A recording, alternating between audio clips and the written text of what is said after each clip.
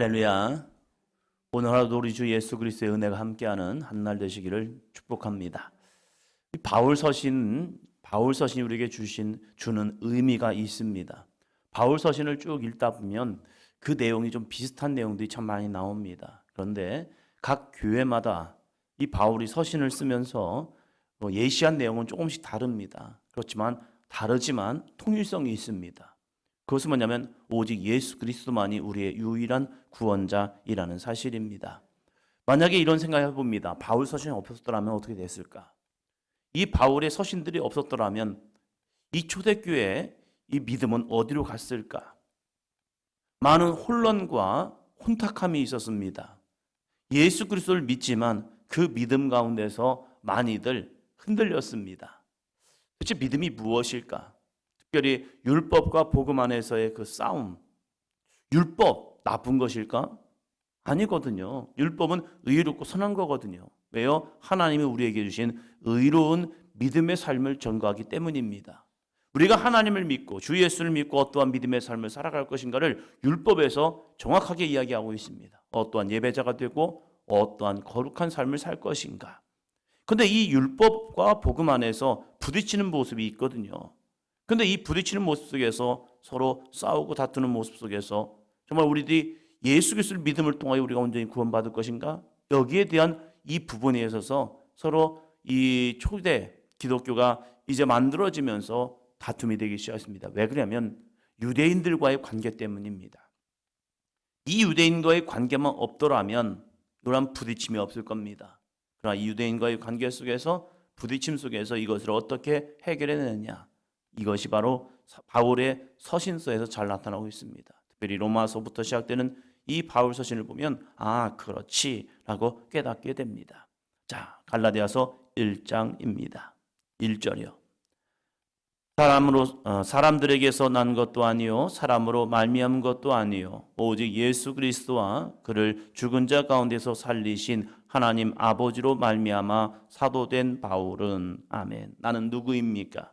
오늘 하루를 살아간 여러분에게도 나는 누구입니까? 이 영적 정체성 잃어버리지 않기를 축원합니다. 내가 누구를 만나든지 내가 누구와 함께하든지 내가 무슨 일을 하든지 나는 누구인가? 이것이 흔들리는 순간 우리는 무엇합니까? 타협하는 그리스도인이 되죠. 야, 정말로 저 사람이 예수 믿는 사람이야? 이러한 모습이 보여진다면 나는 정말 이 정체성을 잃어버린 거예요. 오늘 나는 누구입니까? 사도 바울은 누구를 만나든지 어느 곳에 있든지 그는 늘 이 고백을 하며 살아갔을 겁니다. 나는 누구이냐? 나는 오직 예수 그리스도와 그를 죽은 자 가운데서 살리신 하나님 아버지로 말미암아 사도된 바울. 나는 사도로서 바울의 삶을 살아갑니다. 나는 바울인데 이제는 사도로서의 삶을 살아간다는 거예요. 사도는 무엇입니까? 보내심을 받은 사람이죠. 내가 어느 곳에 가든지 누구를 만나든지 나는 저 사람에게 보내심을 받았습니다. 나는 이 나라 이 민족에게 보내심을 받았습니다. 뭐하라고요? 예수님 전하라고요. 그래서 사도 바울은 끊임없이 예수 그리스도를 전하고 있다는 사실입니다. 오늘 우리에게 이 하루의 삶을 주신 이유 무엇입니까? 사도로서 살아가라고요. 오늘도 직장 가운데 가정 가운데 많은 만남 가운데 우리를 보내실 겁니다. 그 보내실 때 우리는 누구를 증거해야 합니까? 바로 예수 그리스도요. 그래서 그는 무엇을 원합니까? 3절이요. 우리 하나님 아버지와 주 예수 그리스도로부터 은혜와 평강이 있기를 원하노라. 삶의 저주 가운데 사는 영혼들에게, 지쳐있는 영혼들에게, 낙심한 영혼들에게, 어느 방향으로 가야 할지 모르는 그 영혼들에게 하나님 아버지와 주 예수 그리스도로부터 은혜와 평강이 있기를 원하노라. 은혜와 평강을 증거하는 겁니다. 내 안에 계신 예수 그리스도의 은혜. 사도 바울은 이것이 나의 간증이라는 거죠. 예수 그리스도를 핍박하던 자가 예수 그리스도를 전하는 것 엄청난 변화이죠. 180도의 변화이죠. 완전한 변화이죠. 그 변화된 자신의 삶을 증거하는 것, 이것이 그의 은혜의 고백이었다는 겁니다. 내가 이렇게 잘났고 잘 먹고 잘 삽니다. 이걸 전한 것이 아니라 자기의 변화된 모습이요. 그 변화된 모습은 예수 그리스도를 믿지 않던 삶에서 예수 그리스도를 믿는 삶에 변화된 것. 우리에게도 이런 변화가 있습니다. 우리는 다른 걸 전하는 게 아니죠. 내가 예수 믿고 이렇게 잘 됐습니다. 내가 예수 믿고 우리 자녀들이 잘 됐습니다. 이걸 전하기 원하는 거 아니죠. 멸망받던 영혼들이 천국의 소망을 가지고 살아갈 수 있다는 것, 이것이 우리의 온전한 고백이 되기를 주의 이름으로 축원합니다. 죽었다가 살아난 것도 간증의 모습이 될 수 있죠. 그러나 그보다 더 중요한 것은 무엇입니까? 예수님을 내가 믿는다는 거예요. 이거 하나만으로도 정말로 아름다운 믿음의 고백이거든요. 예수 그리스도로 거듭난 사람의 특징이 무엇입니까? 10절이요. 이제 내가 사람들에게 좋게 하랴, 하나님께 좋게 하랴, 사람들에게 기쁨을 구하랴. 내가 지금까지 사람들의 기쁨을 구하였다면 그리스도의 종이 아니니라. 많은 사람들은 자기를 기쁘게 하기 위해 살아갑니다. 나를 기쁘게 하기 위해서. 그래서 맛집 투어를 하기도 하고 좋은 곳 보러 가기도 하죠. 사람들의 대부분은 첫 번째 나 자신을 좋게 하기 위해서 나라는 사람, 나의 만족, 보는 것, 듣는 것, 내가 느끼는 것을 좋게 하기 위해서 살아갑니다. 그래서 쾌락까지 가는 거죠. 스페인에 갔더니 어디서 많이 보이던 풀이 보이는 거예요. 간판에. 저게 뭐지? 저게 뭘까? 했는데 풀이 느낌이 이상하더라고요. 그래서 목사님들하고 저게 뭔 곳일까요? 가보죠. 암만 해도 저것이 마리화나 같다. 그래서 갔죠. 갔더니 막 이렇게 담배인데 무슨 담배죠? 물담배인가? 이렇게 요즘 있잖아요. 그 전자담배처럼 이렇게 생겼더라고요. 아주. 근데 봤어요. 그랬더니 갔더니 봉투를 안 열어주고 냄새를 맡게 하는 거예요. 냄새 맡는데 이게 그렇구나. 태국에 가면 조심해야 할 게 바로 그거래요. 풀이 5가지 잎이 있는 건데 그것이 마리화나라는 거예요. 그래서 그것을 잘못하면 이제 음식물에도 있고 막 있대요. 그걸 하고 오면 걸린대요. 이게 마리화나 마약 성분 때문에. 그래가지고 이거 보고 나니까 그렇구나. 스페인이잖아요. 왜 그럴까? 그래가지고 이제 가이드한테도 물어봤죠. 궁금하면 항상 물어보면 대답을 해줘요. 스페인도 코로나 전에는 마리화나가 불법이었대요. 근데 또 불법인데 또 재밌는 게 자기가 집에서 마리화나를 키워가지고 말려가지고 그걸 피면 그건 또 불법 아니래요. 또 이런 법이 또 어디 있어요? 이게 그런 거예요. 그러면서 코로나 시대를 지나오면서 이제 그것이 불법이 됐는데 이것이 유통이 되면서 막 여러 가지 문제가 생기니까 코로나를 지나면서 이 스페인이 뭘 했느냐? 마리화나를 그냥 합법화 시켜버렸대요. 그래가지고 마리화나를 하기 시작하는 거예요. 그렇구나. 하나를 타협하는 순간 죄라는 것이 무서운 게 뭐냐면 조금씩 드러나는 거예요. 그런데 이 가이드도 그런 얘기하는 거예요. 자기도 학교를 다닐 때 친구들이 야 마리화나 좀 해볼래? 이런 유혹이 온다는 거예요. 근데 자기는 그걸 하지 않았다는 거예요. 세상이 얼마나 우리를 유혹하는데요. 마리화나를 피면서 유혹하는 건 줄 아십니까? 이 학자들도 얘기를 해요. 담배가 나쁠까요? 마리화나가 나쁠까요? 비교해보면 담배가 더 나쁘대요. 이 건강상에는 마리화나가 더 좋고 담배가 훨씬 안 좋대요. 그런데 이 담배는 유통이 되면서 마리화나는 하지 말라 하거든요. 왜 그러냐? 그 이유가 한 가지, 마약의 시작이다. 이것이 마리화나를 하면서 중독성이 되면서 그보다 더 강한 것을 요구한다. 그것이 뭐냐? 이제부터 마약이다. 유학생들이 마약을 접하는 이유의 가장 첫 번째 원인이 뭐냐면 마리화나를 피기 시작하는 것부터다. 건강적으로 보면 담배보다 마리화나가 훨씬 낫다. 그러나 마리화나가 위험한 것은 마약의 시작이기 때문이다. 이 모든 해악성을 알매도 불구하고 사람들의 욕구가 있거든요. 아니, 나 마리화나만 할 거예요. 괜찮습니다. 하면서 이것을 합법화해 주세요. 사람들이 요구합니다. 민주주의의 위험성이 바로 이거란 겁니다. 민주주의. 사람들이 원하면, 대다수가 원하면, 통과되면 그걸 어쩔 수 없이 해줘야 합니다. 이게 민주주의란 거예요. 그러나 거기에 뭐가 붙어야 합니까? 많은 사람들의 유익함을 줘야 한다는 사실이죠. 많은 사람들이 원하기 때문에 한다? 그것은 무서운 결과를 낳을 수 있거든요. 믿음도 마찬가지입니다. 사람들에게 좋게 하기 위해서 조금씩 타협하는 순간 믿음이 아니라 사람들이 원하는 길로 가게 됩니다. 사도 바울은 분명한 선이 있었습니다. 그건 뭐냐면 복음은 사람들에게 좋게 하는 것이 아니라 하나님께 좋게 하는 삶입니다. 교회란 것은 사람들의 유익함을 줘야 합니다. 그러나 사람들의 유익이 먼저인 순간 교회는 인본주의로 빠져듭니다. 이게 무서운 거죠. 교회는 사람들에게 유익함을 줘야 해요.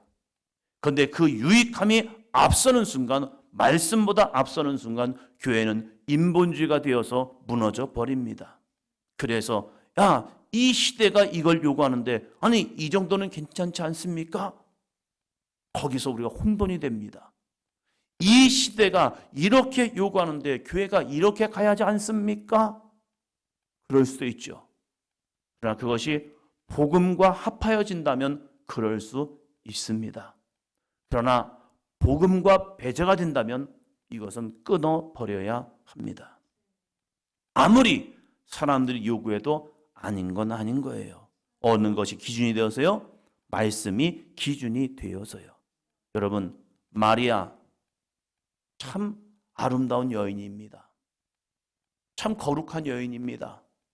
처녀의 몸을 통하여 수태고지가 들어왔을 때 그걸 순종한다는 것, 그거 엄청난 믿음입니다. 누가 기꺼이 죽음을 앞두고 처녀가 임신하면 그건 죽음입니다. 돌에 맞아 죽습니다.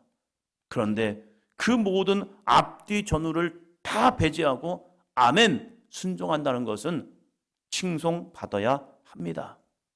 그러나 그의 이름 앞에 이 이름을 붙이는 순간 너무나도 큰 위험성을 당합니다. 예수의 어머니 마리아 맞는 말입니다. 그런데 성모라는 이름이 들어가는 순간부터 사람들로 하여금 혼란스럽게 만듭니다. 성모, 그러면 뭐가 이어집니까? 성부, 성자, 성령, 성모가 되어버리는 거예요. 이건 굉장히 위험성이 있는 말이거든요. 그 순간부터 개념이 달라지기 시작하는 겁니다. 한 여인, 한 사람으로 보는 것이 아니라 그 사람을 이제 사람의 반열이 아닌 그 윗반열로 올려놓기 시작하는 겁니다. 그러니까 뭐가 이어집니까? 처음에는 그 의도는 아니었을 겁니다. 예수의 어머니로서 존중해 줘야 합니다. 그를 높여줘야 합니다. 그를 참 대단한 여인으로 우리가 믿음으로 본받아야 합니다. 맞는 말입니까? 틀린 말입니까? 맞는 말이죠. 그의 헌신과 그의 믿음, 그의 신앙은 본받아야 합니다. 그러나 그 본받아야 할 믿음의 사람에게 뭘 하기 시작합니까? 숭배하기 시작하는 겁니다. 그래서 성모 숭배가 들어가기 시작하는 거예요. 그 순간부터 뭐가 됩니까? 복음과는 변질된 믿음이 되는 거예요. 초대교회에도 많은 변질된 믿음들이 들어오기 시작했습니다. 6절이요. 그리스도의 은혜로 너희를 부르시니를 이같이 속히 떠나 다른 복음을 따르는 것을 내가 이상히 여기노라. 복음은 복음이에요. 예수 그리스도를 믿어야 구원을 받는다고 이야기합니다. 그런데 거기 앞에 물은 무슨 복음이래요? 다른 복음이라는 사실입니다. 복음은 복음이에요. 그러나 복음이 달라지기 시작했다는 거예요. 예수 그리스도를 믿습니다. 맞아요. 가톨릭인들도 예수님 믿습니다. 예수님 믿어야 구원받는다고 말합니다. 그러나 복음을 변질시키고 있다는 사실이에요. 이게 문제인 거죠. 물어보세요. 가톨릭인들한테. 당신들 예수 믿습니까? 예, 믿어요. 당신들 예수 믿어야 구원받는다고 믿습니까? 믿습니다. 고백 똑같이 합니다. 그런데 형식을 보면요, 달라진 거예요. 다른 모습이 있는 거예요. 예수 그리스도에게 직접 기도할 수 있습니다. 우리는 왜요? 예수 그리스도의 보배로운 피로 부혈로서 우리는 정결함을 받았고 하나님을 아빠, 아버지라고 부를 수 있는 영적 권위를 부여받았어요. 그래서 우리는 하나님 앞에 감히 죄인 우리가 하나님 아버지라고 부를 수 있는 거예요. 그 관계를 잇는 것은 오직 성령 하나님의 은혜인 줄로 믿습니다. 예수 그리스도의 죽으심으로 하나님과 우리의 죄의 관계가 허물어져 버린 거예요. 그래서 우리는 감히 하나님을 아빠, 아버지 하면서 그 하나님 앞에 기도할 수 있도록 하나님이 열어주신 거예요. 주 예수 그리스도가 그 문을 열어주는 거예요. 그런데 어느 순간부터 너와 나는 달라야 하거든요. 너와 나는 달라야 하는데 뭐가 달라야 할까? 아, 그래. 사제와 성도는 달라야 하는 거예요. 성당에는 사람들이 들어갔대요. 사람들. 맞아요. 사람들이 들어갔죠. 근데 이 중세에는요, 사람들이 사람이 아닌 거예요. 왕 사람입니다. 귀족들 사람입니다. 그러나 평민이나 노예는 사람이 아닌 거예요. 감히 성전에 들어갈 수 없는 거예요. 어디 왕과 일반 백성이 함께 교회에 들어가서 형제요, 자매요, 이게 말이 되냐 이거예요. 나는 뭔데요? 왕인데 어찌 감히 저 하층, 저 백성, 저 인간 같지도 않은 저 노예들한테 어떻게 형제 자매가 됩니까? 그건 말이 안 되는 거잖아요. 그러니까 이 관계가 깨어져 버리는 거예요. 예수 그리스도의 보혈로서 정결함을 받아서 모든 사람들이 죄 사함을 받는데 그 사람에게는 나는 사람이고 저들은 사람이 아닌 거예요. 왜요? 복음이 변질되어 버렸거든요. 오늘 이 시대에 살아가는 우리들에게도 이 복음이 잘못하면 변질되고 있다는 사실입니다. 우리는 어떠한 복음을 믿고 살아가냐 이거예요. 사도 바울은 이 복음을 지켜내기 위해서 다른 복음이 들어옴에도 불구하고 그 복음이 들어옴에 있어서 그 복음을 흐트러 버리지 않기 위해서 끊임없이 한번 더 합니다. 예수님만이 우리의 구원자입니다. 이것을 끊임없이 전하고 있다는 사실입니다. 다른 것 없습니다. 신앙생활은 무엇이냐? 사람들에게 좋게 하는 것이 아니라 하나님께 좋게 하는 믿음의 삶. 그래서 사람들에게 기쁨을 구하랴? 아니요. 내가 지금까지 사람들의 기쁨을 구했다면 그리스도의 종이 아니니라. 우리는 그리스도의 종된 삶을 살아가야 합니다. 그것을 살았던 여인이 바로 마리아였죠. 주의 여종이오니 말씀대로 이루어지이다. 오늘 우리가 그리스도의 종으로서 살아간다면 하나님의 말씀이 오늘도 우리를 인도하는 대로 순종하며 살아갈 수 있는 저와 여러분이 되기를 주의 이름으로 축원합니다. 사람들을 좋게 하기 위해서, 특별히 나 자신을 좋게 하기 위한 복음이 아니라 하나님을 기쁘시게 하는 아름다운 복음의 삶을 살아가는, 그래서 하나님 보실 때 착하고 충성된 종이라 칭찬받는 믿음이 되기를 축원합니다.